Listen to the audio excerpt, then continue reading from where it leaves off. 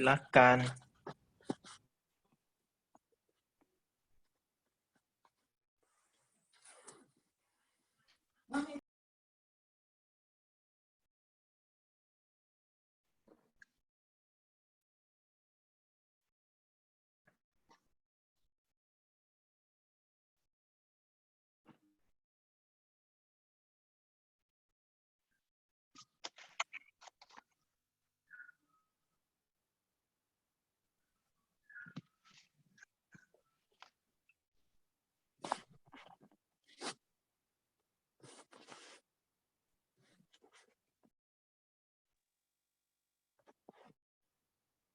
Belum masuk suaranya, Yun?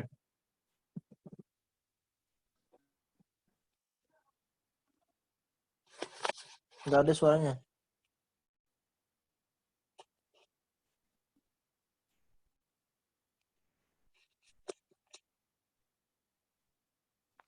Bentar. Laptop Junior lagi ngambek. Oke.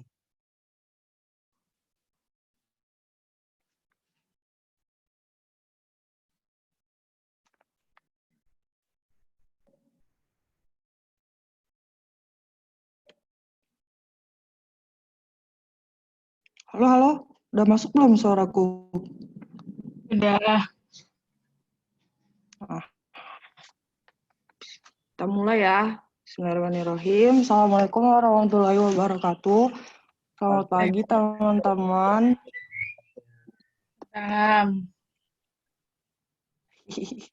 Pagi ini kita bakal review materi sama Elok.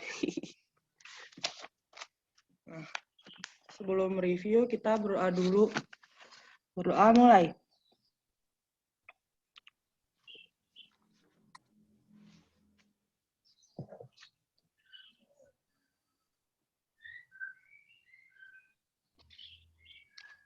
Saya mulai ya. Kelihatan nggak share screen-ku? Kelihatan. Suara gue kegedean nggak? Apa kurang gede? Kedengeran. Udah Mau yang ya. gede apa nih, Ar? Apa? Yang gede juga nggak apa-apa. Bentar, atur dulu. Cukup. Nah, ini gue ngambil PPT-nya punya orang, punya Muhammad Fauzan, nggak tahu. Nah, mulai ya. Pertama, pengertian audit. Audit itu apa? Audit itu pengumpulan dan evaluasi bukti tentang informasi untuk menentukan dan melaporkan derajat kesesuaian antara informasi dan kriteria yang telah ditetapkan. Jadi intinya audit itu pengumpulan dan evaluasi bukti yang pertama. Yang kedua, untuk menentukan informasi itu apa sesuai kriteria atau enggak. Dan yang ketiga, harusnya ini kurang dilakukan oleh orang yang kompeten dan independen. Nah, selanjutnya, kenapa audit itu penting? Audit itu buat mengurangi resiko informasi yang ada antara si pembuat laporan sama pengguna laporan. Karena si pengguna laporan kan nanti membuat keputusan atas laporan keuangan yang telah dibuat sama pembuat laporannya. Nah, kenapa bisa ada risiko informasi itu? Karena ada 3 faktornya. Yang pertama, jauh dari sumber informasi. Yang kedua, bias motif pihak penyedia laporan. Sama yang ketiga, data yang sangat banyak. Buat penjelasannya di buku lengkap. Nah, terus siapa saja yang terlibat dalam audit? Itu ada 3, auditor, manajemen, sama stakeholder. Manajemen membuat laporan keuangan, kemudian laporan keuangannya nanti diuji sama auditor untuk meningkatkan kualitas informasi bagi si stakeholder. Nah, laporan keuangan yang dibuat manajemen tadi juga sebagai bentuk pertanggungjawaban manajemen kepada stakeholder. Selanjutnya, jasa asuransi. Jasa asuransi itu merupakan jasa profesional independen yang meningkatkan kualitas informasi bagi pengambil keputusan. Nah, maksudnya kenapa di sini ada jasa asuran sama non-asuran? Nah, kita kan belajar tentang akuntan publik. Nah, akuntan publik itu memberikan 2 jasa ini, jasa asuran sama jasa non-asuran. Nah, di dalam jasa asuran terdapat jasa atestasi. Jasa atestasi itu merupakan jasa di mana akuntan publik akan memberikan pernyataan tertulis terkait kesimpulan atas keandalan asersi tertulis yang dibuat oleh manajemen. Asersi di sini maksudnya pernyataan manajemen atas kondisi dari sebuah laporan manajemen. Jadi intinya tuh, jadi hubungannya gini, atestasi itu menguji asersi manajemen. Asersi manajemen itu apa? Yaitu pernyataan tertulis, maksudnya pernyataan manajemen tentang kesesuaian prinsip-prinsip akuntansi dalam laporan keuangan yang dia buat sama tanggung jawab manajemen. Nah, dari asersi yang dibuat manajemen, kita sebagai akuntan publik melakukan atestasi, yaitu pengujian atas asersinya si manajemen. Nah, bentuk pengujiannya yaitu berupa audit. Audit yang dilakukan oleh akuntan publik bakal menghasilkan opini. Gitu.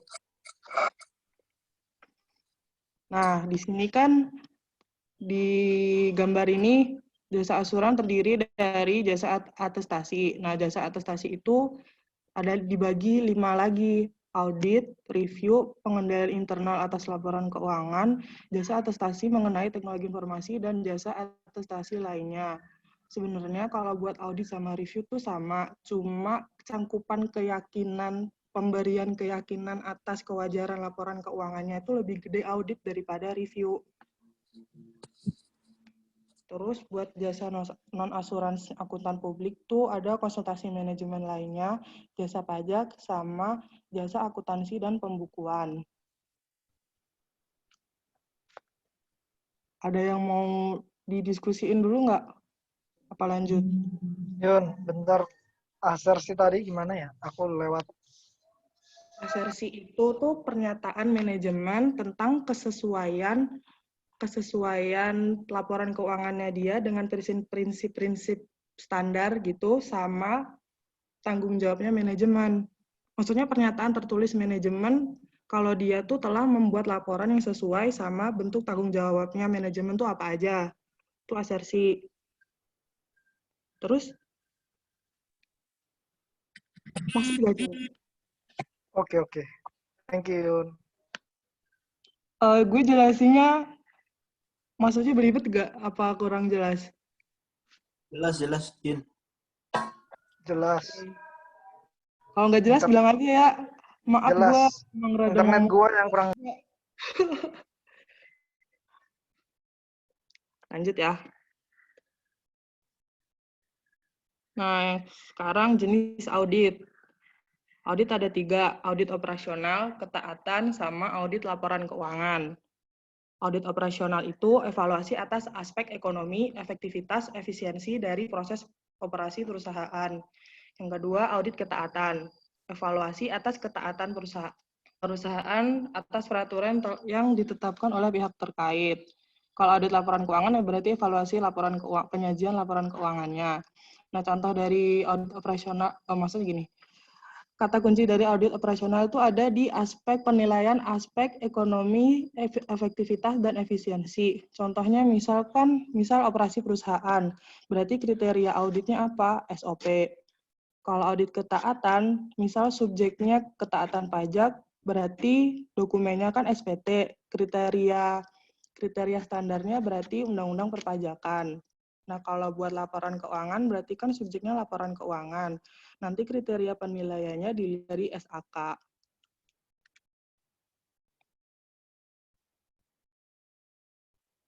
Berikutnya, struktur laporan audit. Struktur laporan audit itu ada 8. Yang pertama, judul. Yang kedua, alamat laporan audit atau pihak yang dituju. Yang ketiga, paragraf pendahuluan. Introduksi paragraf. Nah, ini biasanya isinya itu tentang laporan kalau KAP yang bersangkutan telah melaksanakan audit, laporan keuangan yang telah diaudit, termasuk CALK, neraca, laporan laba rugi, dan laporan arus kas. Yang keempat, tanggung jawab manajemen. Kayak pernyataan kalau laporan keuangan yang disajikan itu bebas dari salah saji yang material akibat kecurangan atau kesalahan. Yang kelima, tanggung jawab auditor. Intinya itu kalau auditor telah melaksanakan audit sesuai dengan standar auditing. Yang keenam, paragraf opini, yaitu opini yang diberikan oleh auditor. Yang ketujuh, nama KAP. Yang ke-8, tanggal laporan audit. Nah, tanggal laporan audit ini dibuat ketika maksudnya tanggalnya itu tanggal ketika auditor telah menyelesaikan prosedur auditnya. Nah, di sini kan ada skip paragraf di sini. Paragraf yang berisi pernyataan faktual tentang apa yang dilakukan auditor dalam proses audit yang meliputi ruang lingkup yang telah dirancang untuk memperoleh keyakinan yang memadai terkait laporan keuangan. Itu masih termasuk dalam audit, maksudnya paragraf tanggung jawab auditor. Lanjut. Sekarang opini audit. Nah, tadi kan hubungan yang tadi ya. Audit itu termasuk dalam jasa atestasi yang menghasilkan outputnya opini. Nah, opini ini ada 4. Yang pertama, wajar tanpa pengecualian. Opini yang menyatakan bahwa laporan audit dan keuangan telah menyajikan data secara wajar. Kriterianya, bukti audit yang dibutuhkan telah terkumpul, buktinya lengkap, standarnya dipenuhi, laporan keuangannya disajikan sesuai standar, tidak ada keadaan yang membuat auditor menambahkan paragraf penjelasan.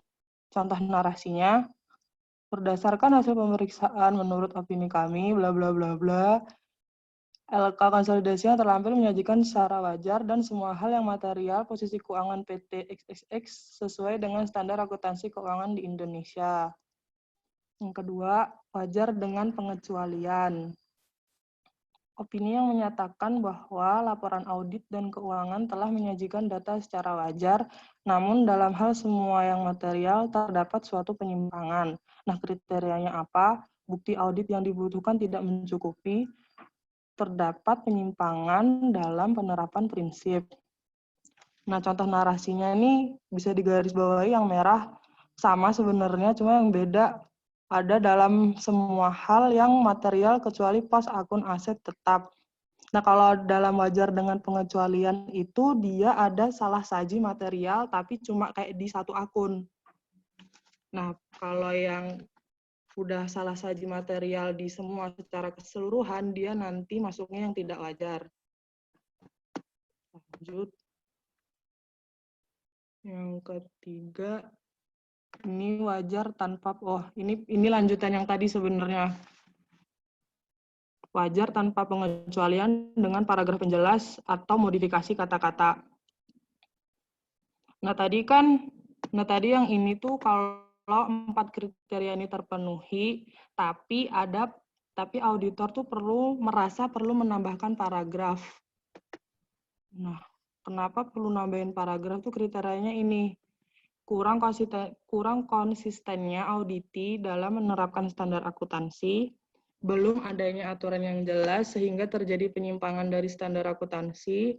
Di antara 2 periode akuntansi terdapat perubahan yang material dalam penerapan prinsip akuntansi, keraguan mengenai going concern auditi, penekanan suatu masalah, laporan melibatkan auditor lain.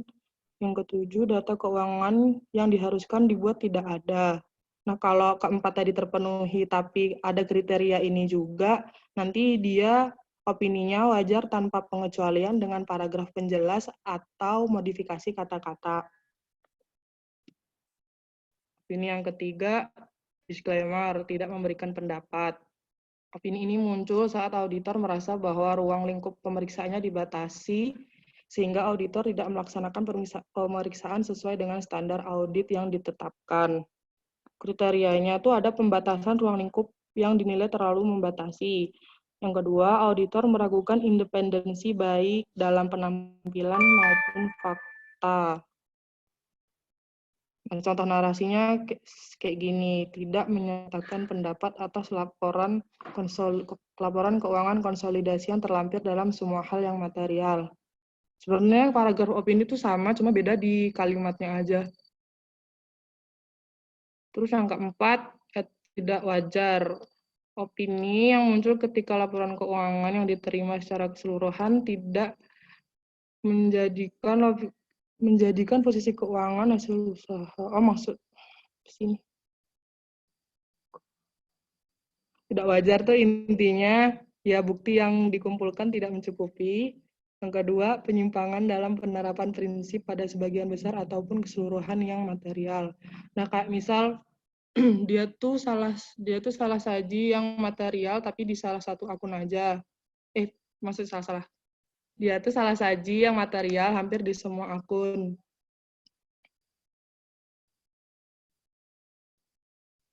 Lanjut. Nah, sebenarnya intinya tuh laporan opini itu bakalan wajar tanpa pengecualian kalau dia memenuhi 4 syarat ini. Semua laporannya itu lengkap, buktinya memadai dan terkumpul, dan auditor telah melaksanakan penugasan audit dengan sesuai standar. Laporan keuangan telah disajikan sesuai prinsip, terus tidak ada situasi yang membuat auditor merasa perlu untuk menambahkan sebuah paragraf. Nah, kalau auditor merasa perlu untuk menambahkan paragraf, nanti jadinya wajar tanpa pengecualian dengan paragraf penjelas atau modifikasi kata-kata. Nah, kalau paragraf penjelas tuh kriterianya ini, 3 ini. Ini kalau dari buku ya. Tidak adanya aplikasi yang konsisten dari prinsip-prinsip akuntansi yang berlaku umum, keraguan yang substansial mengenai going concern, auditor setuju dengan penyimpangan dari prinsip akuntansi yang dirumuskan sama penekanan pada satu hal atau masalah lain. Nah, kalau kalau laporan auditor itu melibatkan auditor lain, nanti jadinya wajar tanpa pengecualian dengan modifikasi kata-kata. Nah, kalau pendapat tidak wajar itu diberikan ketika auditor tuh yakin bahwa laporan keuangan secara keseluruhan mengandung salah saji yang material atau menyesatkan, sehingga tidak menyajikan secara wajar posisi keuangan atau hasil operasi arus kas sesuai dengan prinsip akuntansi yang berlaku umum. Nah, kalau menolak memberikan pendapat itu intinya terdapat pembatasan ruang lingkup audit atau terdapat hubungan yang tidak independen menurut kode perilaku profesional antara auditor dan kliennya. Nah, intinya tuh kalau menolak memberikan pendapat atau tidak memberikan pendapat tuh dia tuh udah melakukan audit sesuai standar, tapi hasil temuannya tuh emang salah saji semua. Nah, kalau penolakan itu kalau penolakan memberikan pendapat tuh dia intinya dibatasi lingkup auditnya sehingga auditor tuh nggak bisa menemukan bukti-bukti secara luas. Sama kalau terdapat indikasi hubungan antara auditor sama kliennya. Berarti kan nanti indikasinya si auditor udah nggak independen. Nah, itu bisa jadi membuat opininya jadi tidak memberikan pendapat. Kalau nggak wajar itu, auditor tuh intinya udah melakukan audit sesuai standar, tapi buktinya, kalau tidak wajar itu, auditor sudah melakukan audit sesuai standar, tapi emang ditemukan banyak salah saji. Maaf ya, bingung. Ya, selanjutnya, profesi auditor. Auditor adalah pihak yang diberikan tanggung jawab untuk memanfaatkan keahlian, keilmuan, kemampuan, dan pengalaman dalam pelaksanaan pengujian informasi dalam rangka pelaksanaan audit. Nah, auditor tuh ada 4. Auditor internal, auditor akuntan publik atau auditor independen, auditor pemerintah, sama auditor pajak. Nah, kalau di Indonesia umumnya audit dilakukan oleh akuntan publik bersertifikat CPA dan memenuhi persyaratan KMK. Nah, auditor itu kerjanya di kantor akuntan publik. yaitu perkumpulan usaha yang dijalankan oleh akuntan untuk melaksanakan pelayanan jasa, baik jasa asuran dan jasa non-asurans. Nah, kalau organisasi akuntan publik di Indonesia itu ada AIP yang berwenang melaksanakan ujian profesi akuntan publik, penyusunan dan penetapan standar profesi dan etika, serta melaksanakan program pelatihan bagi auditor. Sampai sini ada yang mau dibahas bareng nggak? Nih mau nanya nih, Ya, yang kriteria tadi yang WTP WDP itu misalkan kayak yang apa tadi tidak memberikan apa sih disclaimer atau tidak wajar gitu. Itu kan ada bukti tidak cukup tuh. Gua tuh bingung kriterianya tuh harus kepenuhi semua segitu misalkan WTP 4 atau emang misalkan cuma ada 3 nih dari 4 itu langsung dapat WTP apa gimana gitu. Harus kepenuhi semua. Yang ini ya? Ya pokoknya kan tadi kan ada kriteria tuh. Itu walaupun cuma 1 atau 2 kriteria itu udah bisa masuk situ atau emang harus semua kriteria ada. Nah, kalau ini buat apa adverse sama disclaimer gitu. Oh, maaf. Kayaknya salah satu aja deh. Misal salah satu dari 4 ini terpenuhi, nanti wajar tanpa pengecualiannya udah ditambahin sama paragraf penjelas atau modifikasi kata-kata. Itu berlaku buat opini yang lain atau itu aja? Maksudnya? Iya, maksudnya setiap WTP WDP yang penting ada gitu, nggak harus semua kriteria. Bentar. Oh, kalau misal nih ya, kalau di soal yang gue kerjain tuh biasa misal salah satu aja sih, kalau salah satu nggak memenuhi kriteria nanti bentar. Maksud tuh apa sih kita tadi? Maaf. Iya, misalkan kayak oh dia nih berdasarkan ini yang ada, dia ada kriteria WDP nih, tapi cuma ada 2 gitu misalkan. Oh, dia ada kriteria WTP tapi cuma ada 1. Oh. Nah, kalau intinya ya, yang kalau gue baca dari buku, sepemahaman gue nih, yang lain mohon koreksinya ya kalau salah. Kalau yang wajar tanpa pengecualian tuh intinya ini, 4 ini memenuhi. Laporannya dibikin semua, buktinya lengkap, auditor melaksanakan sesuai standar, SAK, terus tidak terdapat situasi yang membuat auditor merasa perlu untuk menambahkan paragraf. Nah, kalau ini terpenuhi, nanti jadinya wajar tanpa pengecualian. Iya.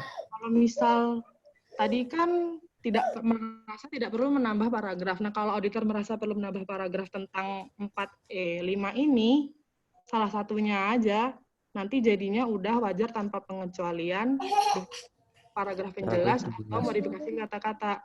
Paragraf penjelas tuh yang 4 atas. Kalau auditor lain, nanti jadinya wajar tanpa pengecualian dengan modifikasi kata-kata.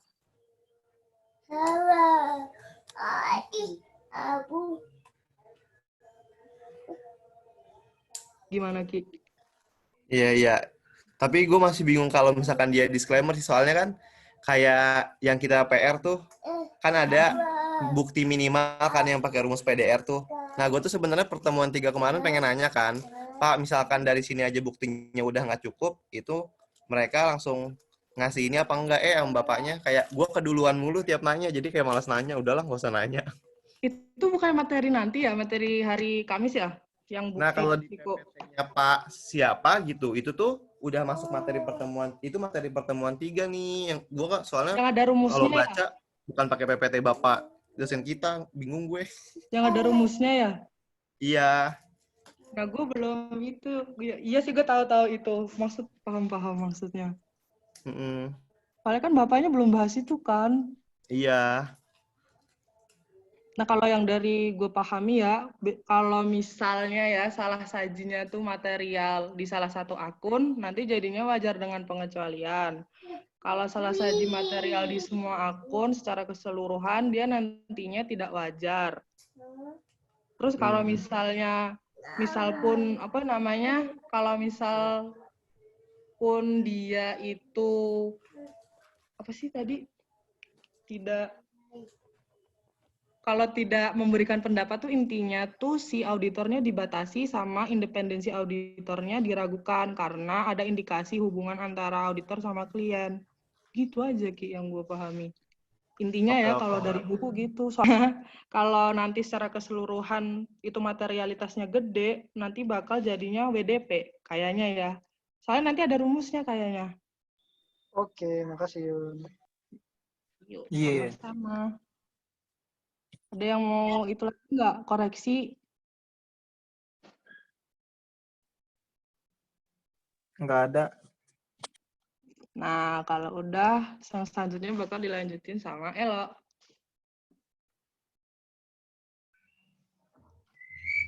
Mbak Yun, share screen-nya pakai kamu, ay. Yo, yo. Nganggu aku ya? Bakal nyoba ngejelasin standar audit ya, Rek. Standar audit nih sering banget keluar di soal-soal UTS yang kita kerjain sama Mbak Yunia kemarin. Nah, standar audit itu pedoman umum yang mengatur auditor memenuhi tanggung jawab. Nah, biasanya di soal-soal tuh nggak langsung plek sama kata-kata ini, tapi kayak dimodifikasi gitu. Intinya standar audit nih gimana sih caranya auditor kayak ngelakuin audit tuh harusnya kayak gimana, step-stepnya kayak gimana, bolehnya kayak gimana, kayak gitu. Jadi ada standarnya sendiri. Nanti ada standar audit, ada kriteria audit, ada mutu audit. Nanti kita bakal bahas.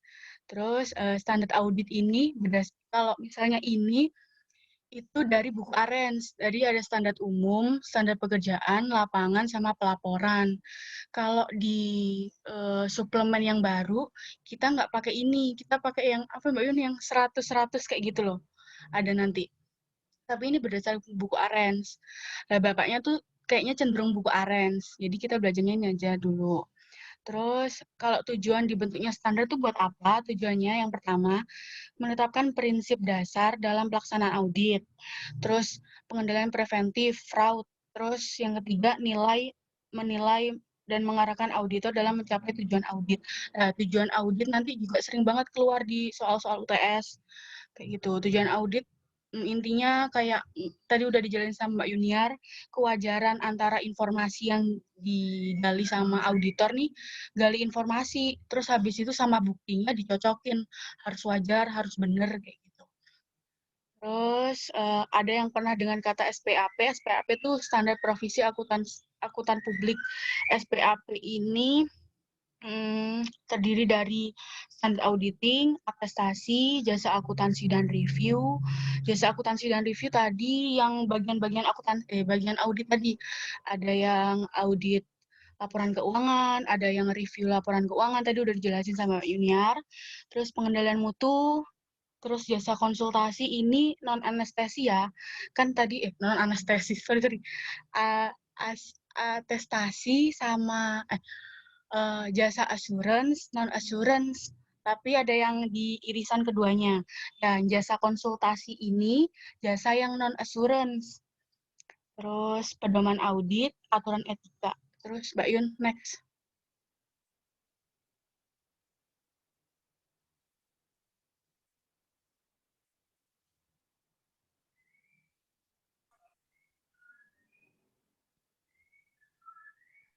Kode etik auditor. Kode etik ini tentang sistem prinsip moral yang diberlakukan dalam suatu kelompok profesi yang ditetapkan secara bersama. Kalau misalnya di Indonesia, ada prinsip integritas dan prinsip objektivitas. Prinsip integritas ini apa? Untuk mewajibkan setiap auditor tegas dan jujur. Ingat, kata kunci auditor tuh sifatnya ada dua, independen sama kompetensi. Independen itu bebas dari konflik of interest, bebas dari bias, nggak ikut siapa-siapa, punya jalan sendiri. Sedangkan kompeten itu berwawasan luas. Itu sering banget keluar. Terus prinsip objektivitas harus objektif. Auditor untuk tidak membiarkan subjektivitas, benturan kepentingan atau konflik of interest, atau pengaruh pihak lain memengaruhi pertimbangan profesionalnya. Gitu. Terus auditor harus menghindari berhubungan dengan informasi yang terdapat, kesalahan material. Kalau kesalahan material tadi udah dijelasin, kalau kesalahan material yang fatal banget, itu tidak wajar. Tapi kalau misalnya benar-benar kita dibatasi, sebagai auditor nggak dikasih informasi, kita udah pokoknya salah kaprah lah, itu baru disclaimer. Terus pernyataan atau informasi yang diberikan secara tidak hati-hati. Ingat, auditor harus konservatisme, harus hati-hati. Terus penghilangan informasi yang seharusnya diungkapkan. Lanjut, Mbak Yun. Terus ada yang ketiga, prinsip kompetensi. Ingat, kompetensi, pengetahuannya harus luas, keahlian. Si Bapak tuh sering banget nyinggung judgement kayak gitu kan. Nah, itu tergantung jam kerja, jam pengalaman, tergantung experience-nya. Makin lama dia jadi auditor, berarti dia makin, istilahnya pengalamannya makin banyak, kayak gitu. Terus penggunaan kemahiran seksama, standar profesi, dan kode etik. Terus prinsip kerahasiaan, mewajibkan auditor untuk tidak mengungkapkan informasi yang bersifat rahasia yang diperoleh selama melaksanakan tugas kepada pihak luar KAP atau pihak lainnya. Terus yang kedua, tidak mengungkapkan informasi yang bersifat rahasia yang diperoleh selama melaksanakan tugas untuk keuntungan pribadi. Yang kelima, prinsip perilaku profesional, harus profesional sesuai ketentuan hukum dan peraturan yang berlaku. Lanjut.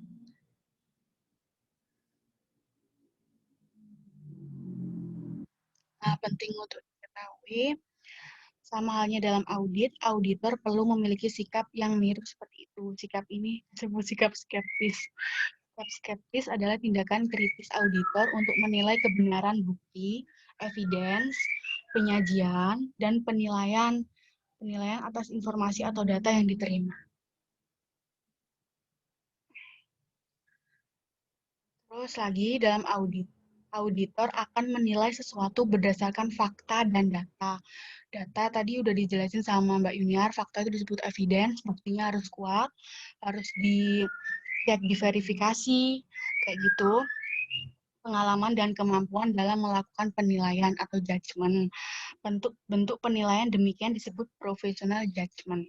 Professional judgment adalah kemampuan auditor untuk menilai sesuatu berdasarkan data-data dan pemanfaatan keahlian dan pengalaman untuk menilai.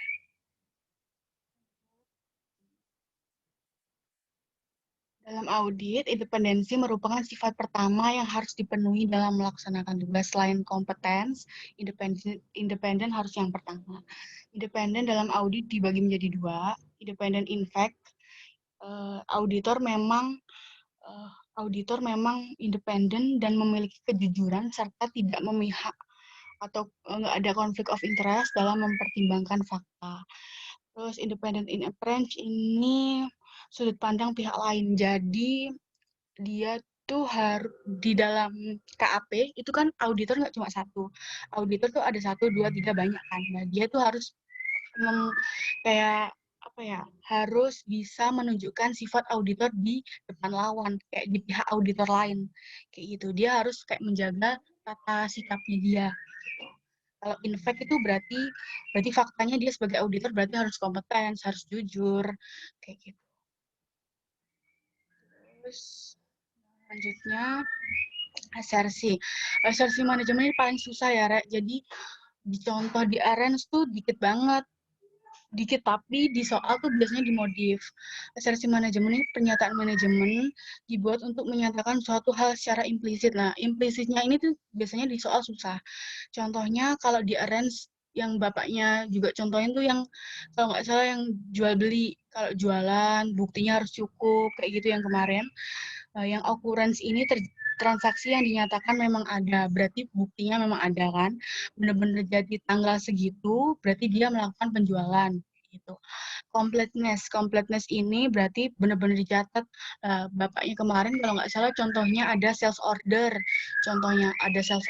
kita nerima bond, kita nerima pesanan segini nih gitu, dicatat, berarti bukti harus ada. Completeness. Terus akurasi itu nilainya benar-benar segitu, benar-benar sesuai dengan sales ordernya kita. Terus cut off transaksi yang terjadi telah dicatat pada periode yang benar. Berarti periodenya harus benar, periodenya nggak boleh loncat-loncat. Jadi kayak periode pembukuan tutup buku, misalnya nggak bulan Desember, misalnya bulan Maret udah tutup buku. Berarti dari Januari sampai Maret tuh harus gitu. Nggak boleh lebih dari itu. Klasifikasi transaksi yang terjadi telah dicatat pada akun yang benar. Berarti sales pada sales revenue kayak gitu. Contohnya. Lanjut. Terus assertion manajemen pada saldo akun. Kalau saldo akun berarti yang existence akun yang disajikan memang ada baik fisik maupun dokumen. Hak dan kewajiban, akun yang disajikan memang merupakan milik perusahaan sepenuhnya. Jadi biasanya kalau ini contohnya yang kemarin yang yang LTCC, masih ingat nggak? Yang LTCC itu kalau nggak salah kita kan ngakuin kewajiban kita berapa persen, kita ngakuin sales kita berapa persen, sesuai berapa persen kayak bangunan itu jadi gitu. Nah itu berarti harus sesuai dengan hak dan kewajiban kita, nggak boleh kita ngakuin keuntungan padahal kita belum ngakuin sepenuhnya, belum ngelaksanain kewajiban kita sepenuhnya. Kayak gitu contohnya. Ini sulit banget sih memang assersi manajemen. Terus completeness, seluruh akun merupakan milik perusahaan dan wajib telah disajikan seluruhnya. Jadi bedanya kalau nggak salah kemarin Bapak tuh kalau yang pertama tadi, completeness-nya itu secara dokumen. Tapi kalau completeness saldo akun ini bukan secara dokumen, tapi disajikan secara utuh. Maksudnya per akunnya, kayak gitu. Aku juga belum kepikiran sih, maksudnya contoh soal ini belum muncul. Yang muncul contoh soal lain, kayak gitu. Nanti kita lihat ya. Terus penilaian dan alokasinya harus benar. Contohnya kemarin kayak depresiasi, berarti alokasinya berapa bulan gitu. Kayak perhitungan periode per akun per bulannya kayak gitu. Lanjut. Pengungkapan, occurrence, right, and obligation, ini seluruh hal yang diungkapkan memang ada dan berada pada kontrol perusahaan. Completeness, seluruh hal yang disajikan dalam laporan keuangan telah diungkapkan seluruhnya. Klasifikasi dan understandability, seluruh hal yang disajikan dalam laporan keuangan telah diungkapkan sesuai klasifikasinya. Akurasi dan valuation, seluruh hal yang disajikan dalam laporan keuangan telah diungkapkan dengan benar sesuai dengan nilai dan metode yang benar. Oh ya, nanti tipe soal asersi manajemen ini kita nggak berdasarkan asersi pengungkapan, asersi saldo akun, kayak gitu nggak, Rek. Tapi berdasarkan ini, terdiri darinya. Misalnya ya, di pilihan ganda, diskon. Jadi perusahaan menerapkan diskon itu masuk apa? Masuk completeness kah? Masuk hak dan kewajiban kah? Masuk kelengkapan kah? Masuk keterjadian kah? Jadi kayak gitu. Jadi per dirinya. Jadi bukan masuk asersi mana, enggak. Jadi keluarnya berdasarkan ini. Lanjut. Ada yang mau ditanyain? Sampai situ itu pertemuan 2 kode etik sama asersi manajemen.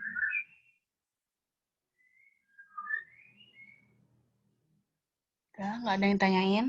Nanti kalau ada yang tanya, langsung aja ya. Oke. Terus ini perencanaan audit. Jadi perencanaan audit itu, sebentar. Perencanaan audit aku share screen sendiri ya Mbak Yun.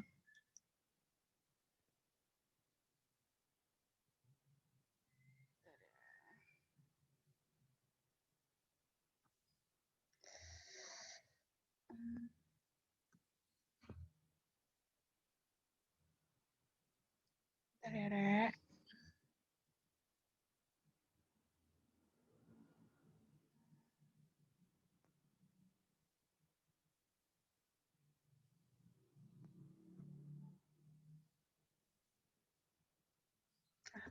Udah kelihatan. Kelihatan. Nih, perencanaan audit. Untuk main map aja ya punya temanku. Jadi perencanaan audit itu alasannya untuk apa? Untuk 3. Yang pertama, untuk memperoleh bahan bukti yang kompeten dan cukup. Ingat bahan bukti nama lainnya evidence. Evidence-nya harus kompeten, harus cukup secara kuantitas dan kualitas. Ingat harus kuantitas banyaknya dan kualitasnya. Terus yang kedua, untuk menekan biaya audit. Fee audit nanti dibahas di laporan audit. Terus yang ketiga, untuk menghindari salah pengertian dengan klien, biar nggak salah kaprah. Terus langkah-langkah perencanaan audit itu yang pertama, nih, menerima klien dan melakukan perencanaan audit awal. Jadi menerima dan mempertahankan klien itu harus, yang pertama ingat Bapaknya kemarin bilang kan, investigasi klien baru atau investigasi klien lama. Kalau klien baru itu kita harus mengevaluasi dari bantuan auditor penerusnya. Jadi sebelum ke kita nih, misalnya kita auditor, si mbak-mbak ini sebelumnya ke auditornya siapa sih? Kita harus nyari datanya ke auditor sebelumnya. Takutnya nanti ada salah kaprah di situ kan. Ingat auditor sebelumnya harus kita minta datanya dari auditor sebelumnya.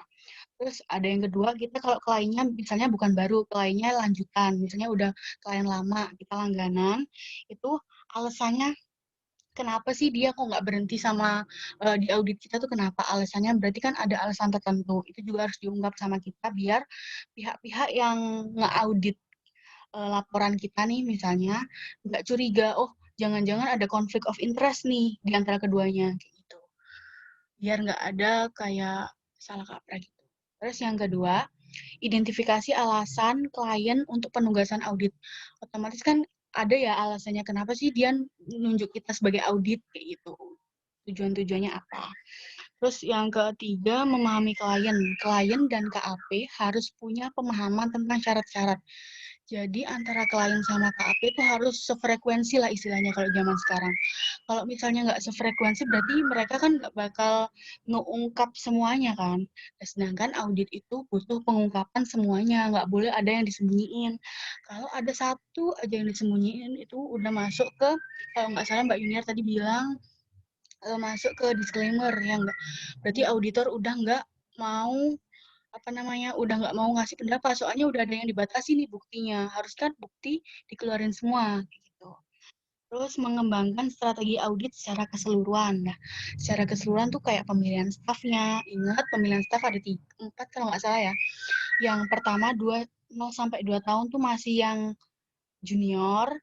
Pokoknya yang paling lama tuh 10 tahun ya. Di suplemen ada kok sekarang. Itu udah jadi partner kalau misalnya yang 10 tahun.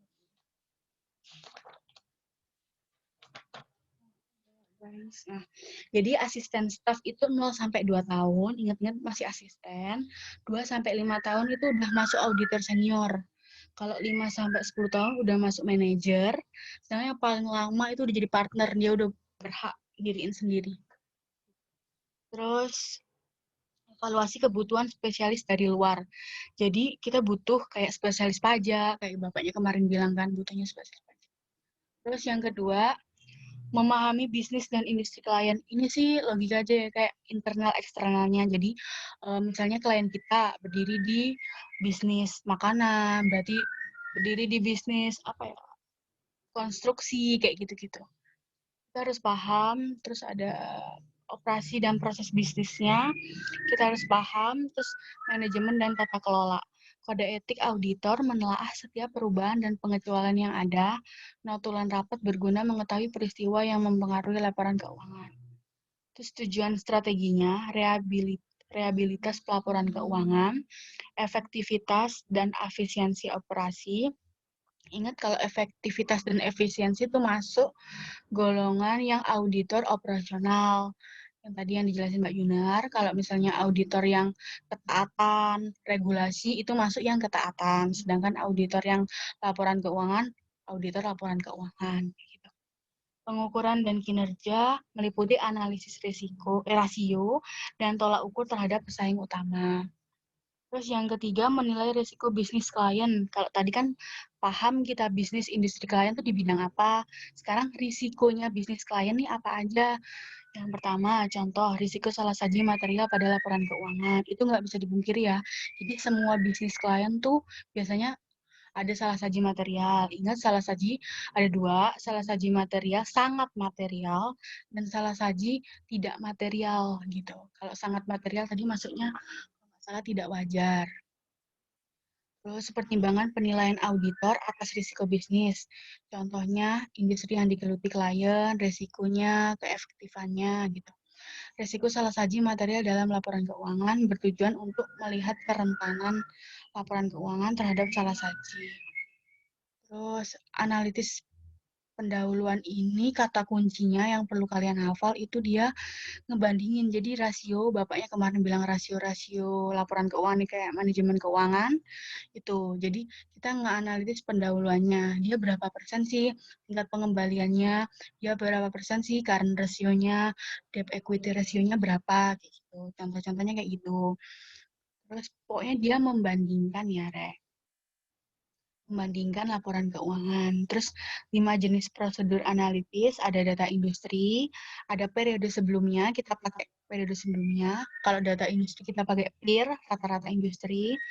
Terus hasil yang diharapkan klien, hasil yang diharapkan auditor, dan hasil yang diharapkan data dan keuangan. Terus ada menetapkan materialitas. Nah, materialitas ini kemarin Bapak bilang tuh nggak ada ukuran pastinya. Jadi nggak ada berapa persen, nggak ada berapa ukurannya, 0 komanya, nggak ada. Jadi tergantung judgement. Nah, tergantung perusahaan itu besar apa kecil. Kalau perusahaan besar itu cenderung materialitasnya beda kan sama yang kecil.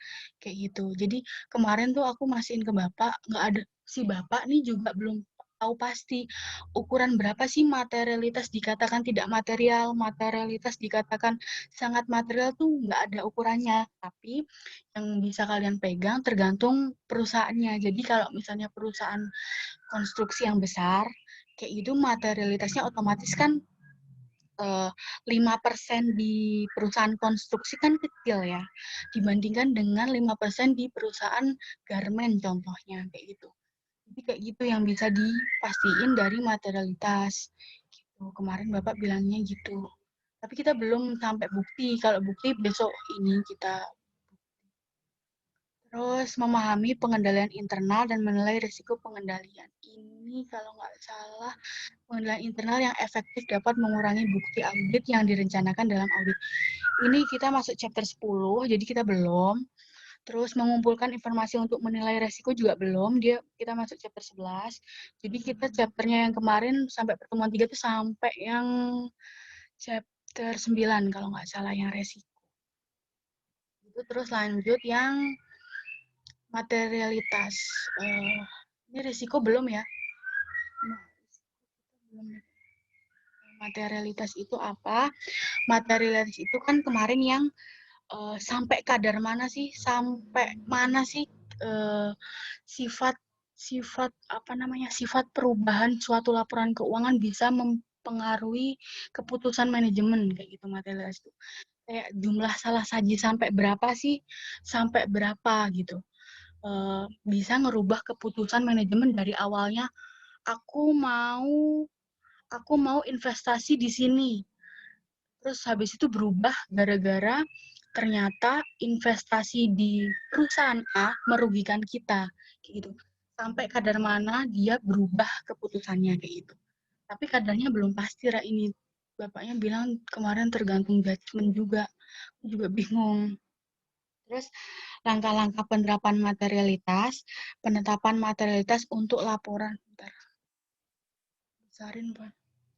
Penetapan materialitas untuk laporan keuangan secara keseluruhan, menentukan materialitas kinerja, total salah saji per segmen. Jadi awalnya kita menentukan materialitas awal. Jadi secara awal laporan keuangan utuh kita lihat nih dari asersi manajemennya, dari CALK-nya, dari LAK-nya kita utuh, kita lihat thread, udah ada nggak kayak biasanya di CLK sih, biasanya di CLK kayak pengungkapan yang aneh. Kok biasanya dia ngungkapin segini, kok tiba-tiba segini ya, gitu. Itu berarti kan udah ada kandungan materialitas awal, di awal tuh udah kayak, kayaknya keputusanku berubah nih, ya gitu. Di awal udah kosong, lanjut kedua. Yang kedua tuh per kinerja. Per kinerja itu per kinerja yang tuh sumber daya manusianya itu jadi per kinerja. Jadi nanti ada di laporan keuangan kinerja sumber daya manusia tuh seberapa kayak gitu. Terus yang ketiga, per segmen, per salah saji, per saldo akun. Nah, baru yang ketiga ini kita ngidentifikasi per akun satu-satu. Terus habis itu dianalisis kayak gitu, dipertimbangkan lagi kayak gitu. Terus baru salah saji gabungan, terus habis itu membandingkan estimasi salah saji gabungan dengan pertimbangan pendahuluan yang awal tadi.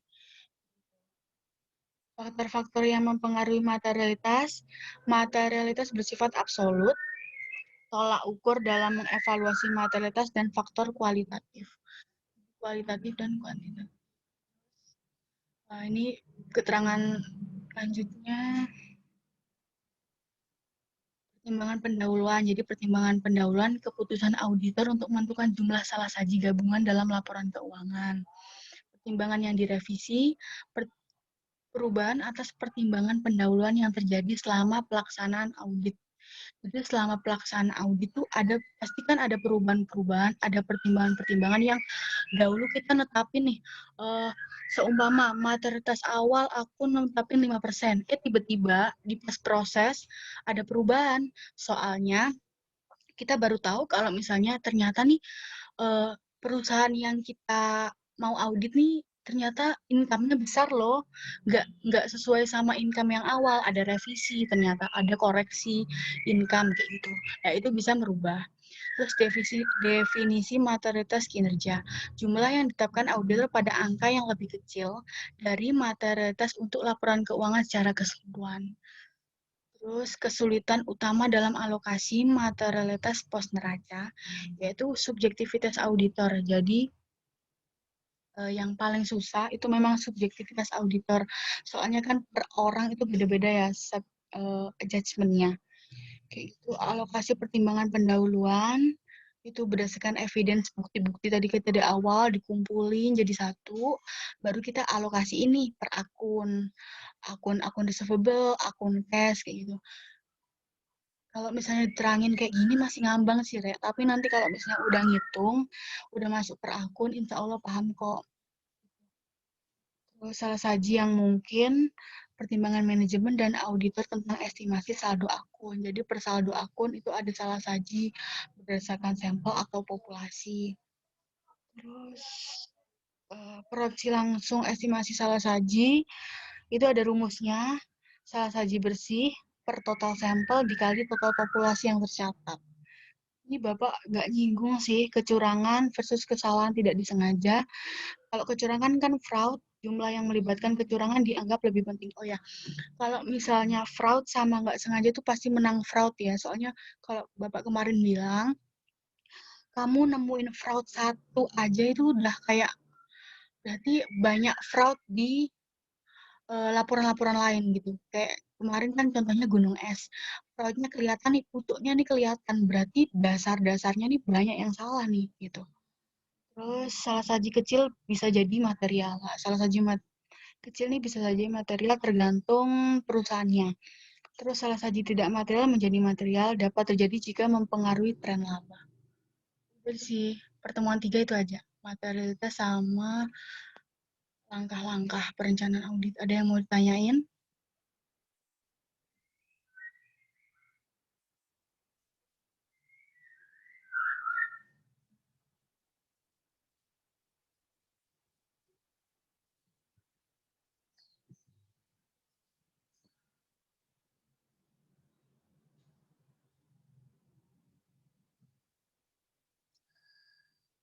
Udah, lanjut soal ya. Apa tanya-tanya dulu?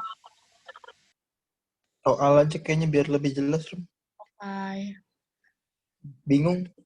Oke, soalnya langsung ya. Oh. Kelihatan nggak share screen nih? Kelihatan. Kelihatan. Kan, Terbesar tapi. Oke. ini gede nih. Siap Pak Guru, siap Pak Guru.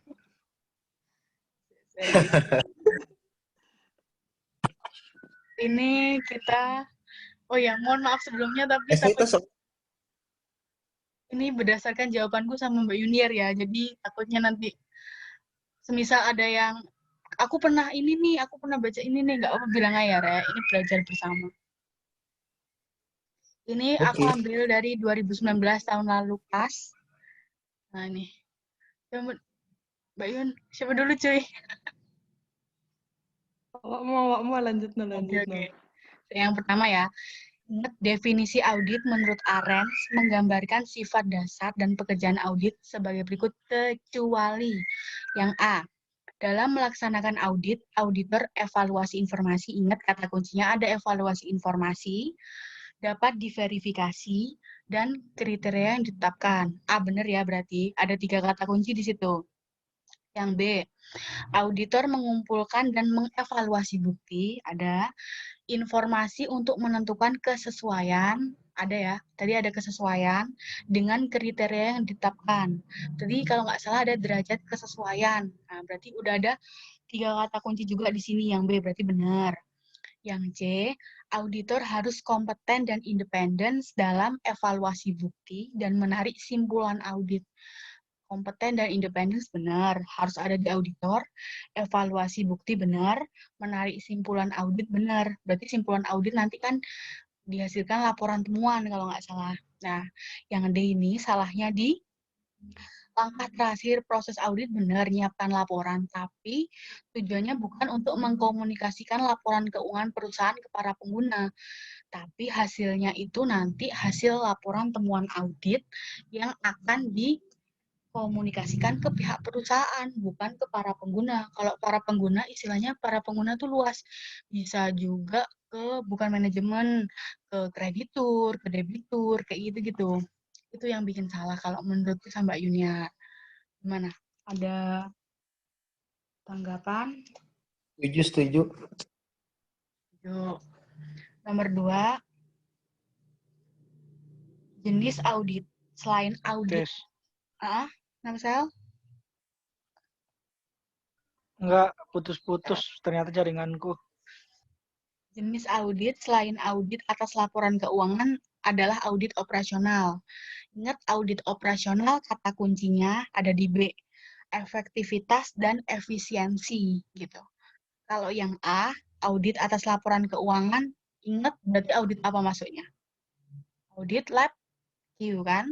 Labkeu. Nah, Labkeu. yang bertujuan menguji perusahaan telah memenuhi persyaratan diberikan bank dalam pinjaman. Nggak tahu ini masuk apa. Audit atas laporan keuangan tengah tahunan ini juga masuk lab Q. Terus ada lagi audit yang ketiga, audit tentang regulasi. Itu masuk audit ketaatan. Pokoknya ingat-ingat operasional ini efektif, efisien. Terus yang ketiga, audit atas laporan keuangan sektor komersial. Berarti jawabannya akuntan publik. Yang keempat, nih, bedanya audit sama accounting adalah yang pertama, A, pemahaman ini yang diminta spesifik auditor, jadi yang diminta yang auditornya. Pemahaman atas prinsip dan aturan terkait informasi akuntansi perusahaan. Berarti kalau ini berarti dari pihak akuntan ya. Kalau akuntan itu kalau nggak salah informasinya, tentang informasi. Terus yang C, standar akuntansi, berarti otomatis akuntan sama audit harus tahu dong. Yang D, pemahaman atas perusahaan bidang kerjanya. Berarti ini masuk akuntan. Kenapa kok bisa milih pengumpulan dan interpretasi bukti audit kan? Berarti akuntan nggak misalnya dia nggak usah ngurusin audit kan? Soalnya audit udah diurusin sama auditor. Jadi secara nggak langsung gini, kerjaan akuntan pasti dikerjain sama auditor. Tapi kerjaan auditor belum tentu dikerjain sama akuntan gitu. Jadi auditor tuh lebih luas dari akuntan. Auditor pasti tahu kerjaan akuntan, dia tahu standarnya, dia tahu informasinya, tahu semuanya.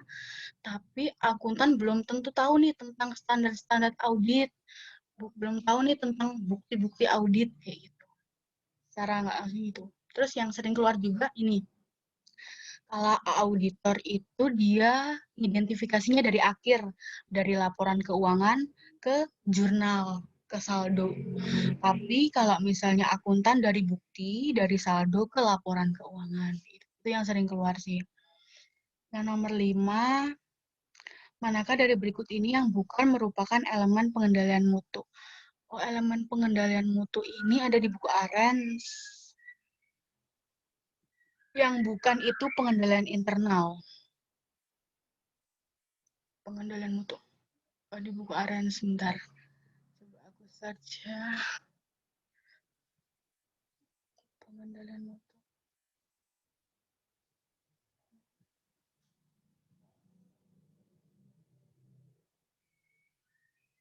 Ada deh kayaknya di sini.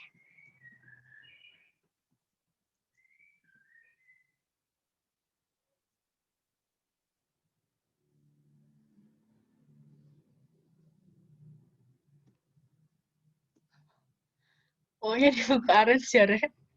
Gitulah ya. Nanti aku kasih tahu buktinya.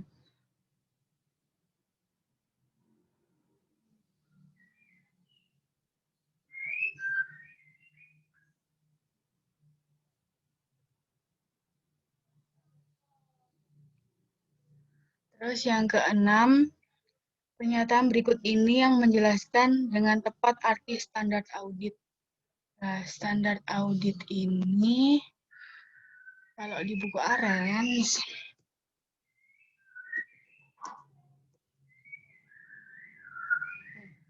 bisa dilihat, standar audit itu pedoman umum pelaksanaan audit untuk membantu auditor dalam memenuhi tanggung jawab profesionalnya dalam audit laporan keuangan.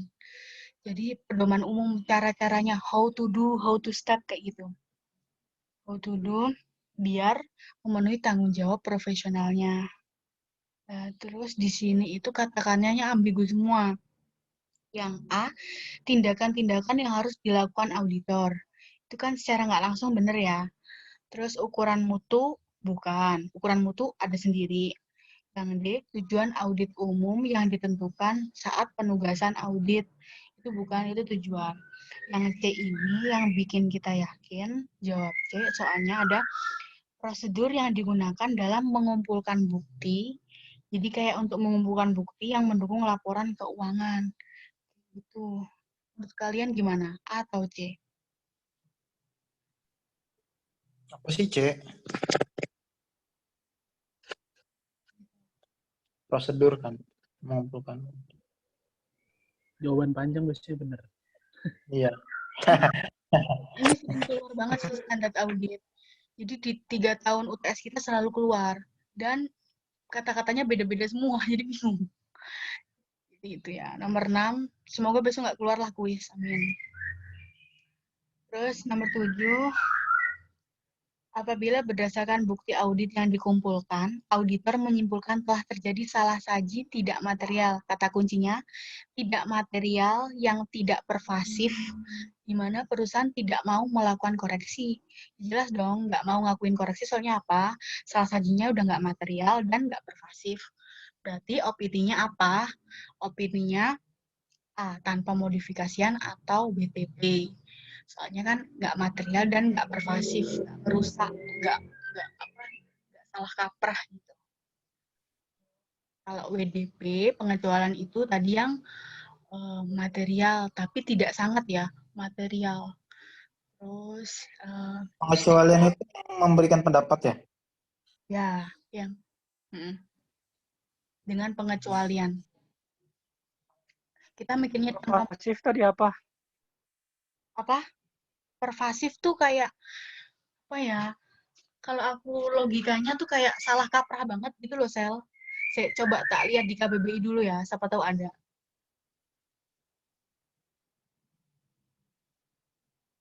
Ada cuy, pervasif. Pokoknya di jelek banget gitu, saya cari.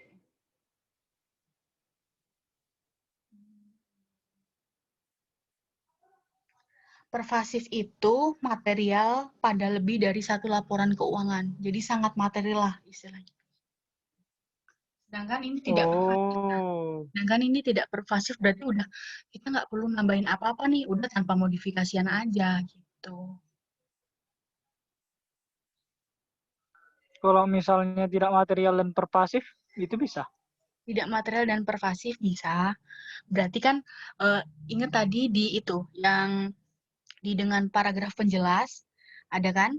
Nah, kalau paragraf penjelas tuh ada kriterianya kalau nggak salah tadi. Ada yang going concern, ada yang dia, kalau nggak salah tadi ada yang kesalahan apa tadi, biar nanti di-share screen lagi sama Mbak Yuniar, tadi ada. Kalau nggak salah, kalau yang misalnya tidak material dan pervasif, itu masuknya dengan PP, dengan paragraf penjelas. Soalnya dia masuk kriteria tadi. Nah, kriteria paragraf penjelas tadi ada di PPT.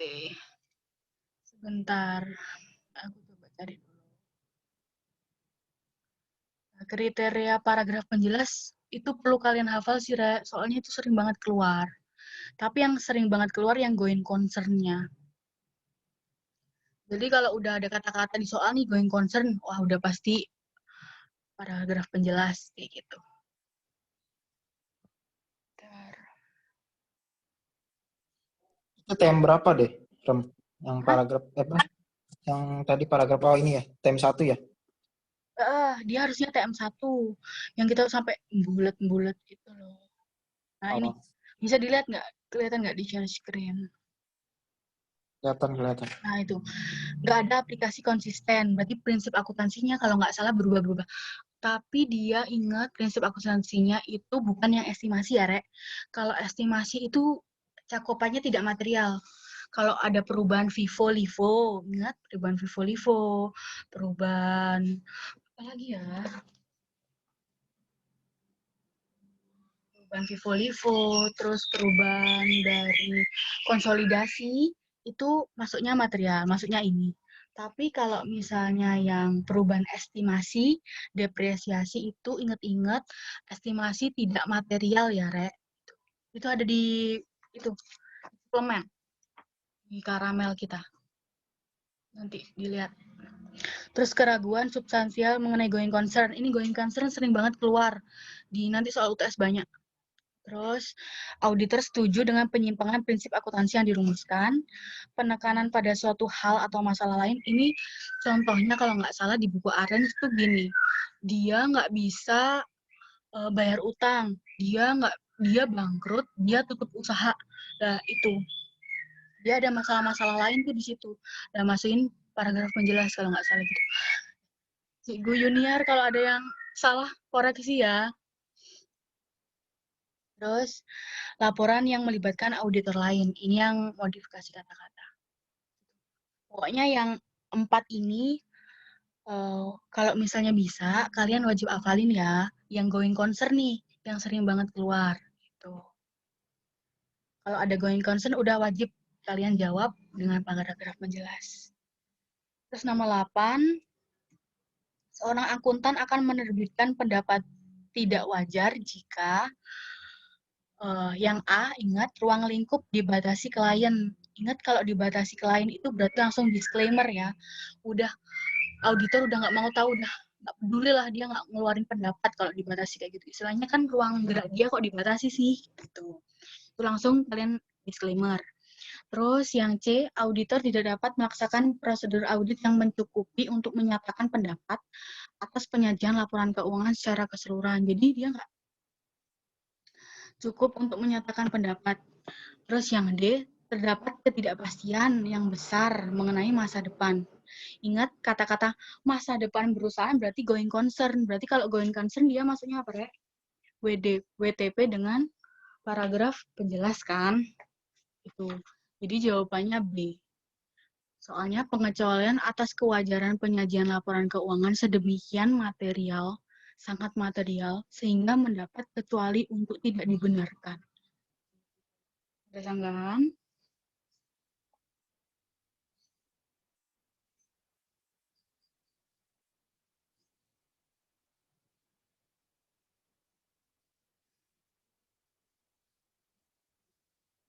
Ya, lanjut ya. Lanjut. Nomor 9. Nomor 9 ini. Belum ya kayaknya, Yun. Belum, nah itu tuh Tapi, bingung. belum, tapi kita asumsinya beres. Coba kalian baca deh.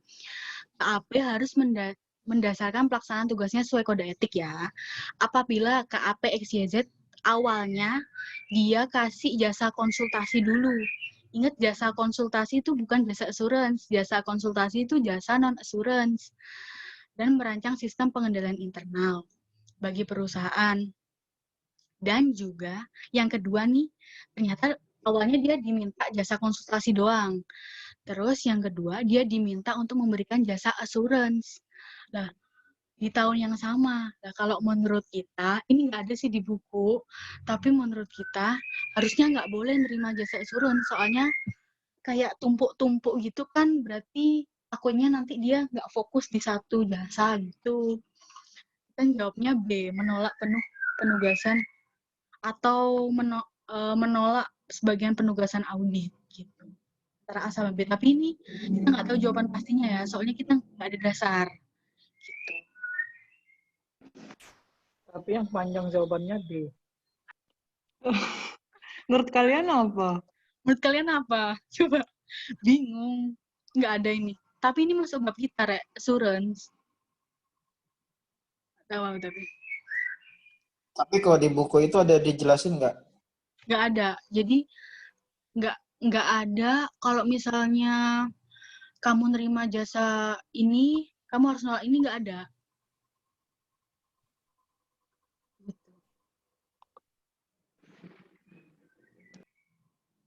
Udah ya. KJ-nya apa KJ-nya? Nggak ada, cuy. Ini tahun lalu banget. Belum disusun KJ-nya. Udah, nomor 10 ya. Setiap angkutan publik harus mematuhi prinsip dasar kode etik. Sikap tidak bias. Ingat kata kuncinya tidak bias. Berarti kalau tidak bias, langsung jawab independensi. Gitu. Kata kuncinya di tidak bias. Terus, ini. Asersi manajemen.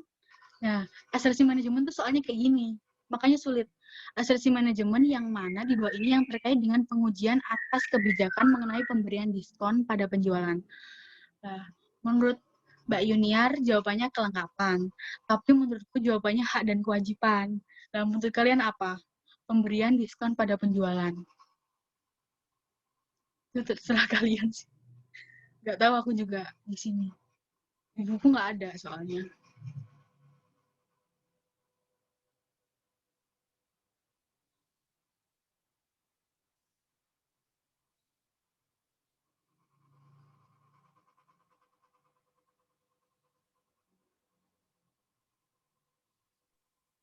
Udah ya, lanjut ya. Nah, ini. Dalam menilai resiko, pengendalian untuk pembelian seorang auditor melakukan vouching secara uji petik dari ayat jurnal. Kata kuncinya nih ya, dari ayat jurnal dalam voucher register ke dokumen. Jadi dari jurnal ke dokumen. Itu namanya vouching. Nah, ini di buku Arens ada, asersinya masuk keterjadian. Jadi kalian perlu ingat-ingat, kalau dari jurnal, dari awal ke dokumen, dari awal ke akhir, itu namanya vouching, itu masuk keterjadian.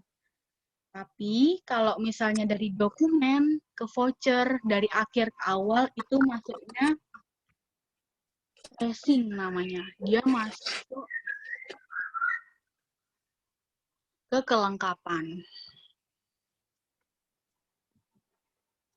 Ini nggak ada yang perlu ditanyain nomor 12.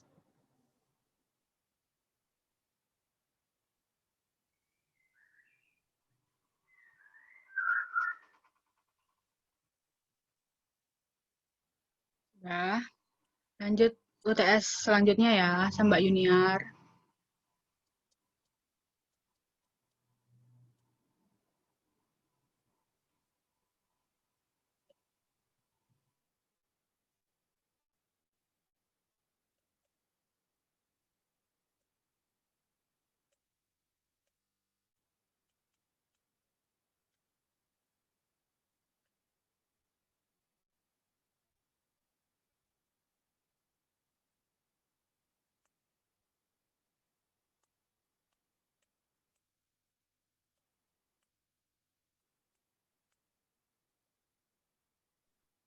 Udah kelihatan belum? Sudah. Perbesar Yun. Ini mau lanjut apa mau udah?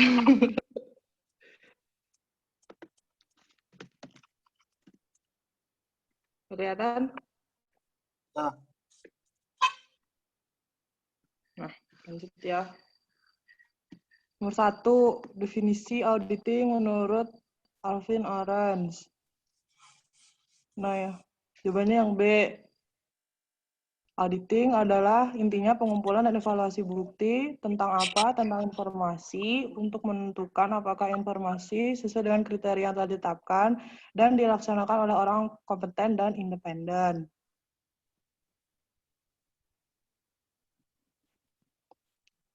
Yang kedua, yang ini. Yang kedua, salah satu kelompok jasa asuransi yang diberikan oleh kantor KAP adalah jasa atestasi. Dari jasa atestasi KAP memberikan tingkat keyakinan moderat itu review. Kalau tingkat keyakinannya tinggi itu baru audit. Nomor 2 C.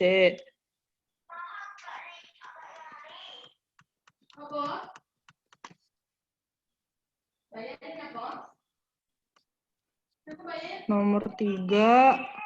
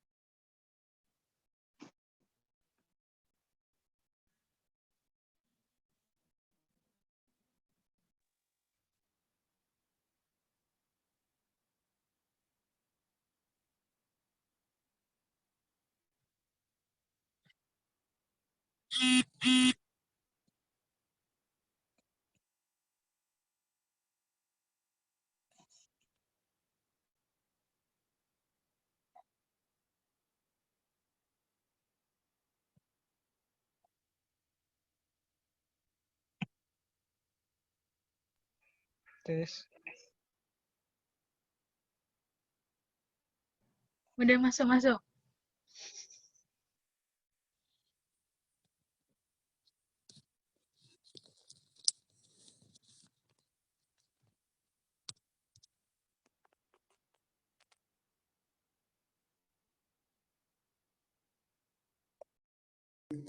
Disconnect. Mbak Yuni disconnect. Bentar. Kayaknya dia laptopnya ngambek deh. Saya tak lanjutin ya.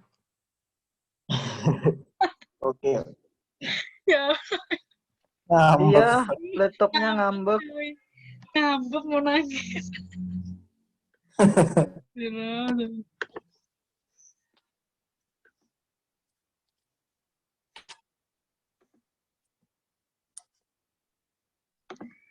Ya. Nomor berapa tadi? Udah Nomor masuk. 2. Nomor 2 udah ya. Jadi kalau keyakinannya sedang, review. Ingat review itu yang biasa-biasa aja, tapi audit itu yang keyakinannya harus pasti. Terus nomor 3, pernyataan berikut yang paling tepat mendeskripsikan audit operasional adalah, ini kalau ini berdasarkan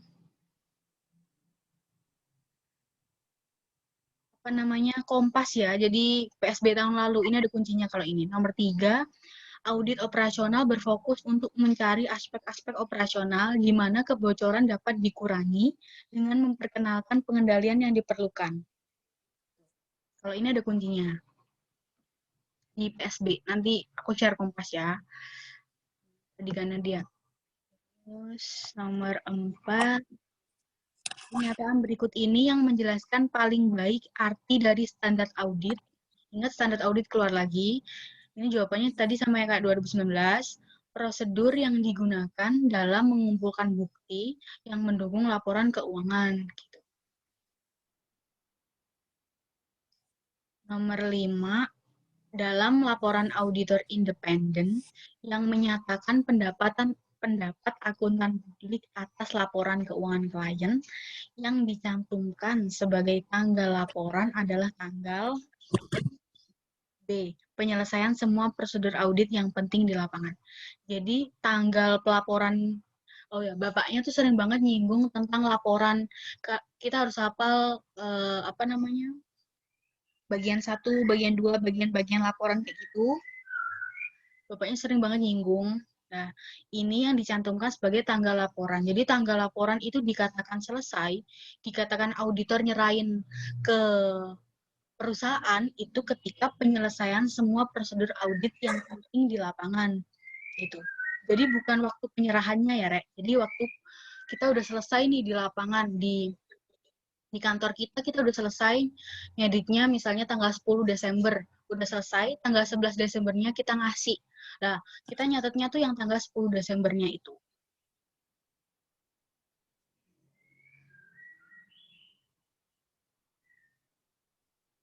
Ada yang mau tanyain?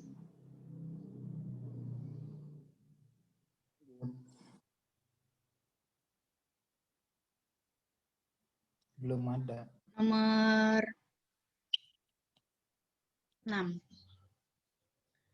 Pernyataan berikut ini yang bukan, kata-katanya, bukan merupakan unsur-unsur wajib dari laporan audit dengan pendapatan wajar tanpa modifikasi yang diterbitkan sesuai dengan standar audit yang berlaku. Nah, ini juga ada susunannya ya, Rek.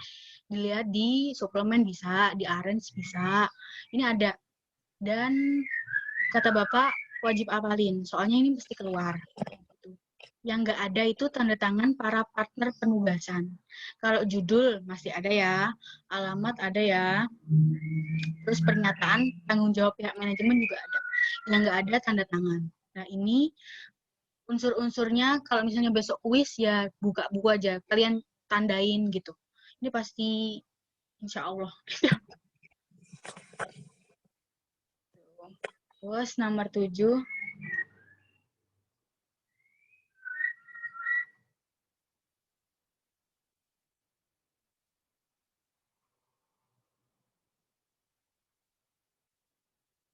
Nomor 7, ini kata kuncinya, apabila dari hasil ada laporan keuangan disajikan secara wajar, tetapi ada keraguan yang substansial tentang kelangsungan hidup atau nama lainnya going concern, dia nggak yakin nih going concern perusahaan dia bakal lanjut apa enggak, berarti jawabannya ingat WTP dengan paragraf penjelas. Ini nomor 8, yang tadi perubahan yang mempengaruhi konsistensi. Ini kata kuncinya bukan ya. Bukan merupakan perubahan yang mempengaruhi konsistensi. Maksudnya bukan material. Bukan kesalahan material, sehingga memerlukan paragraf penjelas jika perubahan tersebut bersifat material. Berarti kalian nyari yang tidak material. Tadi udah disinggung sama Mbak Yuniari, yang tidak material itu ingat satu doang, jawabannya estimasi. Yang lainnya FIFO, entitas pelaporan, kesalahan ini semua maksudnya material ya. Yang estimasi doang ini yang tidak material. Jadi dia nanti masuknya ke WTP. Bukan WTP tanpa PP, tapi WTP murni kayak gitu. Ya. Nomor 9. Apakah makna dari kode etik yang mewajibkan seorang auditor bertindak independen? Berarti maknanya B.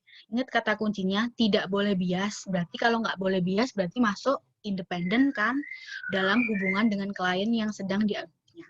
Ingat auditor tuh kuncinya ada 2, independen atau pokoknya nggak boleh bias, nggak boleh konflik of interest, dan kompeten. 2 kuncinya. Nah, terus nomor 10. Independence in appearance. In appearance ini kayak apa ya, Rek? Yang tadi tuh istilahnya wujudnya dari penampangnya. Jadi independence kita tuh harus bias dari penampangnya, dari wujudnya kita, dari fisiknya kita. Jadi kita harus bisa mempertahankan kepercayaan publik atas profesi akuntan. Kalau misalnya yang independensi dalam fakta, itu masuk independensi in fact. Mempertahankan sikap mental, tidak memiliki bias. Bias itu pengertian independennya, bukan masuk independen in apa gitu. Kalau prinsip pertanggungjawaban itu juga masuk independence in fact kalau nggak salah. Kalau independence in appearance tuh gampangnya kayak orang lain tuh biar percaya sama kita kayak gimana sih gitu. Kayak wujud penampang kita nih harus gimana sih buat meyakinkan orang lain gitu. Gampangnya. Terus nomor 11, etika yang berkaitan dengan audit kecuali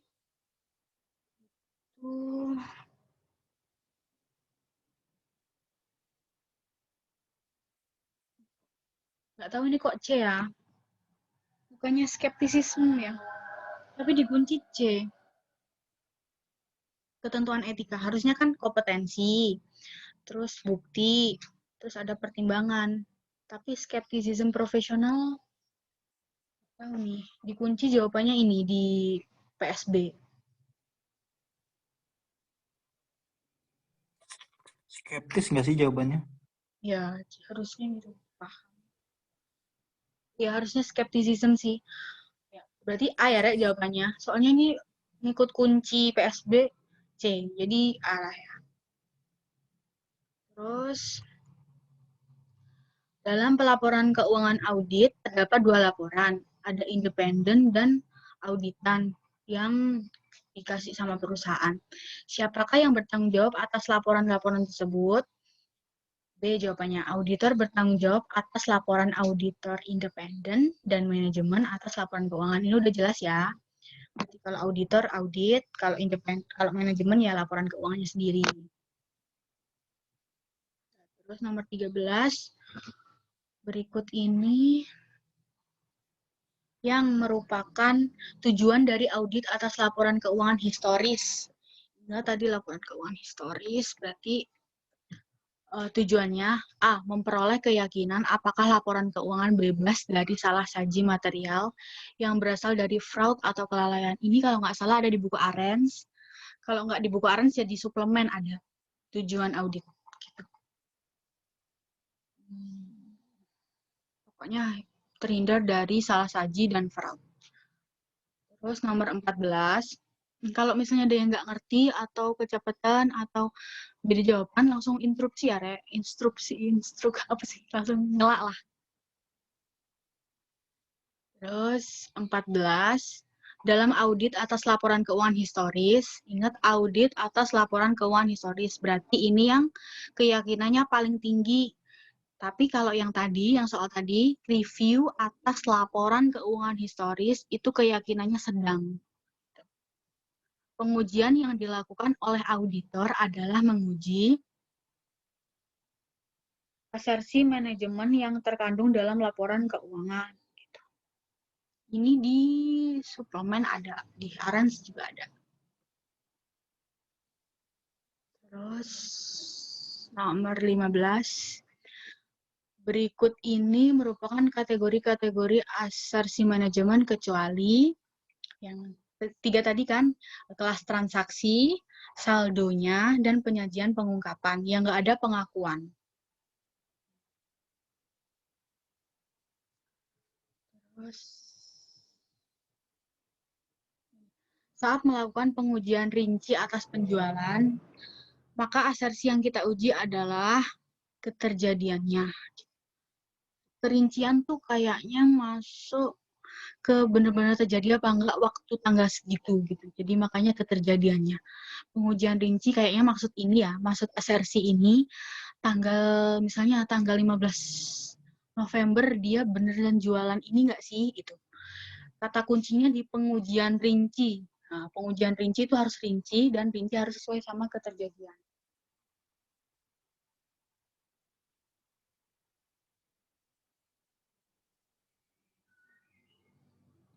Terus bukti audit pertemuan 4. Kita nggak bahas dulu. Risiko juga belum. Sudah, ini tahun 2000. Ini yang 3 tahun lalu, tahun 2017. Coba ya. Mohon maaf, Mbak Juniornya lagi proses masuk. Laptopnya lagi ngambek. Bentar ya, sabar.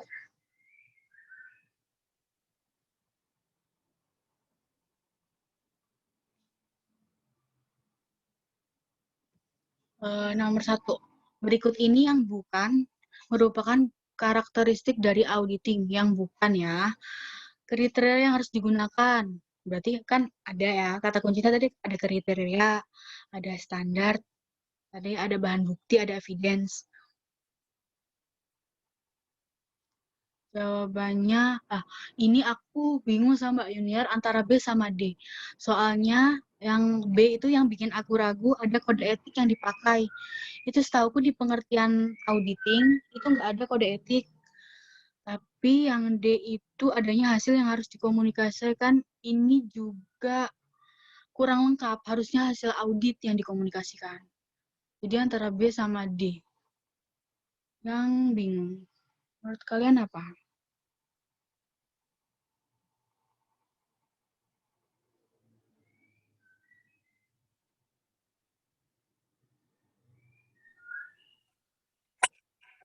Apa yang D itu hasil audit, Eli? Iya. Masalahnya Maksudnya? Mm-mm.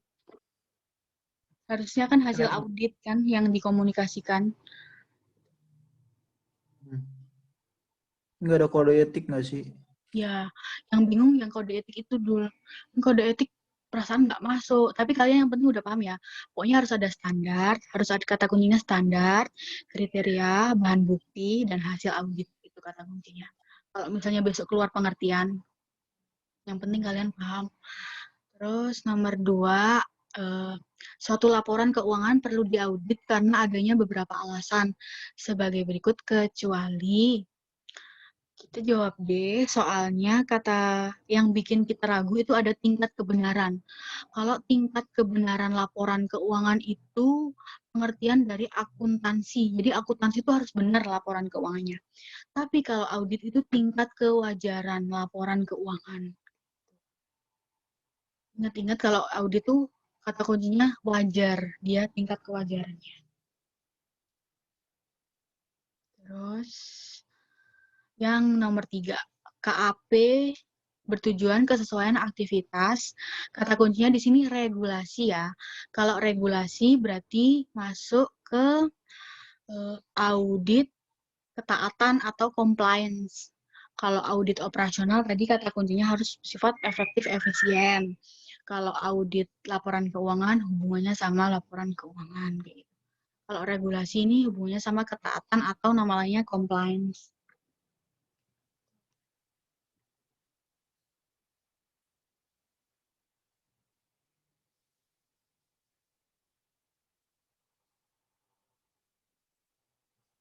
Udah ada yang mau tanyain sampai sini? Nah, ini nomor 4. Dalam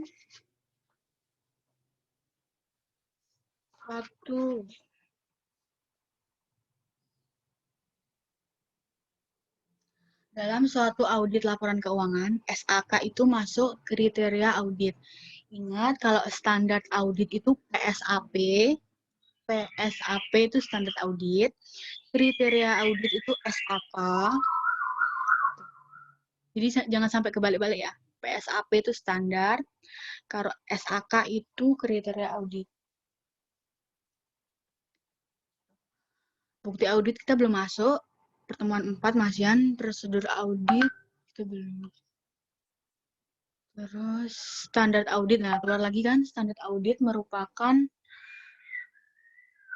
nah ini itu nggak ada jawaban yang kayak tadi. Jawaban kayak tadi kan prosedur-prosedur ya, prosedur-prosedur. Terus untuk tanggung jawab gitu-gitulah. Terus ini itu yang menurut aku sama Mbak Junior jawaban paling mendekati, itu adalah panduan bagi auditor dalam rangka untuk menjaga mutu audit gitu. Kalau aturan yang harus ditaati itu bukan. Terus panduan yang mengatur tentang apa yang diboleh, apa yang dilarang, itu kayak kurang sreg gitu. Terus atribut yang digunakan itu jelas bukan. Jadi antara A, B, C sih kita bingungnya. Tapi kita memutuskan untuk jawab menjaga mutu audit. Soalnya ada kata-kata kuncinya tuh panduan bagi auditor.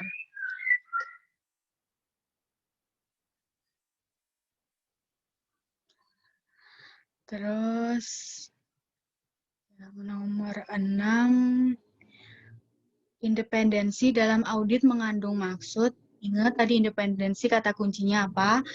Nggak boleh ada bias, nggak boleh ada pengaruh, nggak boleh ada konflik of interest. Jadi cari aja yang kata-kata kuncinya itu, jawabannya B. Harus bebas dari apapun itu. Terus ini komponen-komponen laporan keuangan yang sering dibilang Bapak, ini ada di suplemen juga, suplemen atau apapun yang di rangkuman Adinga Nadia di Arens juga lengkap malahan. Ini yang mengandung income statement, balance sheet, cash flow ini ada di paragraf pembuka. Paragraf pembuka. Ini ada susunannya, ada paragraf pembuka, ada paragraf penjelas, kayak gitu ada. Coba kalian baca ya nanti. Terus, apabila auditor ragu mengenai kelangsungan, nah keluar lagi kan, ragu mengenai kelangsungan usaha. Berarti dia ragu dalam going concern-nya, berarti langsung cari aja yang ada paragraf penjelasnya. Terus, opini, qualified opinion atau WDP itu, nah kita di sini bingung jawabannya, soalnya menurut kita nggak ada yang benar. Coba kita analisis satu-satu ya. Laporan keuangan secara keseluruhan telah disajikan dengan wajar. Berarti dia masuk WTP. Nih, ada bagian dalam laporan keuangan yang mengandung salah saji bersifat sangat material. Jadi di sini kata kuncinya, ada bagian dalam laporan keuangan, berarti bukan keseluruhan. Jadi ada part yang salahnya nih sangat material banget. Nah, kita asumsiin ini masuk ke WDP. Terus, ada bagian dalam laporan keuangan yang mengandung salah saji tidak material. Ya kalau kita lihat tidak material berarti kan masuknya ke WTP. Entah itu WTP dengan PP, entah itu WTP aja gitu. Terus nomor D, auditor secara keseluruhan tidak dapat menyimpulkan kebenaran. Berarti kalau kayak gini kan masuk disclaimer. Nah, kenapa kita jawab B tapi masih ragu? Soalnya ada kata-katanya ini loh, bersifat sangat material. Kita takut soalnya biasanya WDP itu nggak sangat material. Kalau yang sangat material tuh yang tidak wajar. Gitu. Tapi gara-gara ada bantuan kata-kata, ada bagian dalam laporan keuangan. Jadi dia part kecilnya aja. Tapi kalau tidak wajar, itu semuanya. Jadi semua bagian laporan keuangan tuh ada salah saji sangat material kayak gitu. Ini soalnya ambigu banget. Jadi mohon kalian dicek juga ya. Itu C tidak material. Apa? Yang C tidak material. Iya, tidak material, tapi ada bagian dalam laporan keuangan. Itu kalau aku sama Mbak Yuniar itu mikirnya masuk WTP dulu. Soalnya ada bagian dikit nih, dikit terus tidak material. Entah PP atau WTP. Ya. Dengan PP atau dengan modifikasian gitu. Itu mikirnya. Yeah. Tapi aku bingung antara B sama C. Tapi coba ya nanti ditanyain bapaknya lah kapan-kapan.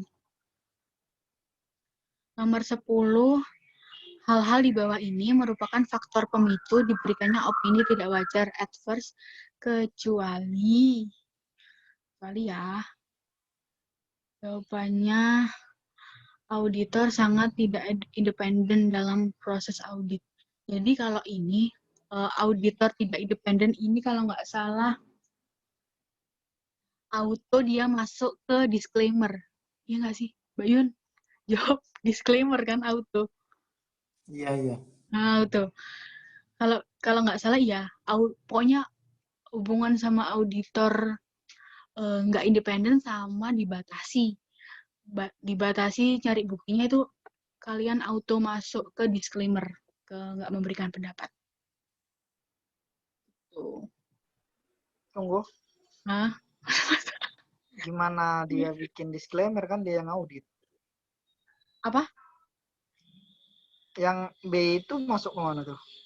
Yang B. Yang B income statement mengandung salah saji sangat material. Tidak wajar kan?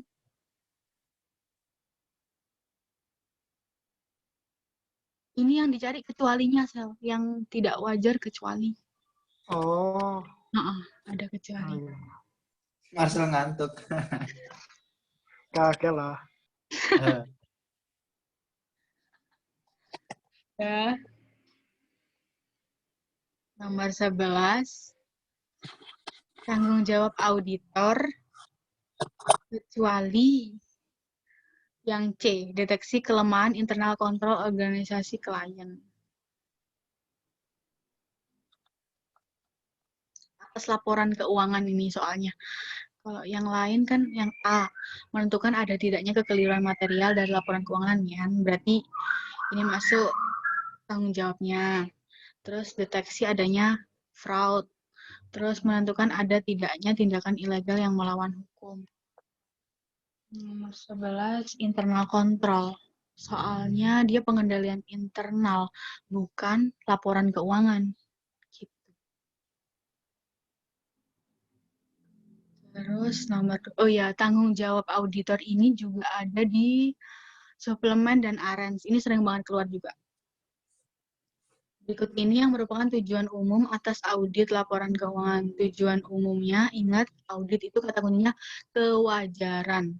Jadi kalau udah ada kata wajar, laporan keuangan itu jawabannya. Terus, ini. Pernyataan berikut ini yang benar terkait materialitas dalam audit. Itu yang benar, yang menurut kita, itu jawabannya yang kuantitatif dan kualitatif. Jadi buktinya harus kuantitatif dan kualitatif. Ini ada di arens juga. Jadi semuanya ada di arens. Udah Rek, selesai. Ada yang tanyain?